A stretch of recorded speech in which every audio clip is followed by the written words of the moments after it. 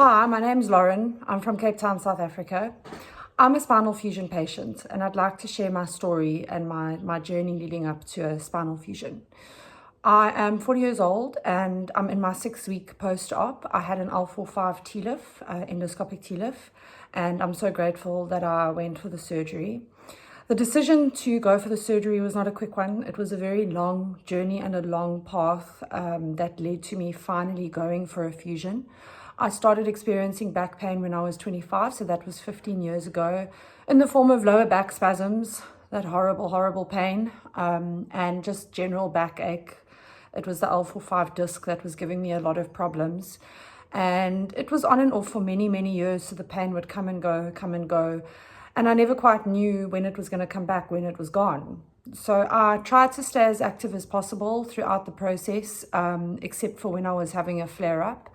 And about 6 years ago, after trying a lot of conservative therapies, I tried chiropractic, physiotherapy, back classes, linotherapy, acupuncture, diet changes, vegan diets, carnivore diets, ketogenic diets, you name it, I tried it. I tried every single thing under the sun that is supposed to help for lower back pain. And a lot of those modalities that did help a lot of people, from what I've read, didn't help me, unfortunately, keep the pain away. So I eventually came across Professor Stuart McGill, and I bought his book, The Back Mechanic. If you are a lower back pain sufferer, I would strongly suggest you buy yourself a copy of Stu McGill's Back Mechanic. That book is absolutely incredible. I learned a lot just from reading that book and doing the self-assessment. That was a very valuable book that I bought, and I've lent it to a lot of people who suffer from lower back pain who've been able to get better.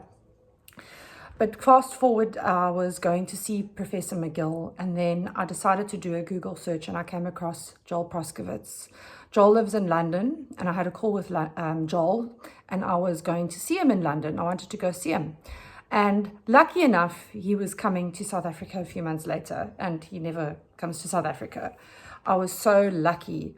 So I was able to fly up to Johannesburg to see Joel and have an assessment with Joel. If you're not familiar with the BackFit Pro team and what they do, you can look them up and you can see how they work, but they do a very long assessment. And then there's also a follow-up where they go through movement patterns with you and spine hygiene, etc. So I spent a lot of time with Joel, and he was the first person, after I suffered from back pain for 9 years, who was able to explain to me exactly what was going on with my disc and exactly why I was in so much pain and what I was doing to trigger the back pain. So Joel held my hand for a very long time. Even though he was in London, he was there for me as support, and he gave me a specific program tailored for me to follow, and I was able to get out of pain. It was incredible, and it was the first time that I was able to stop relying on going for physio and chiropractic whenever I had a flare-up. I stopped going, and I haven't had to go for physio or chiro appointments ever since I saw Joel, which was over 6 years ago. I stopped relying on them, and I was able to look after my own spine. Fast forward, I was out of pain, but unfortunately in my specific case, in my specific journey, I was not able to keep the pain away when I started ramping up my activity. I didn't want to just carry on doing those same exercises and walking for the rest of my life. I've always been very fit and active, so I wanted to increase my level of activity. And every time I increased the level of activity, the back pain would come back. Not as bad, but it would come back.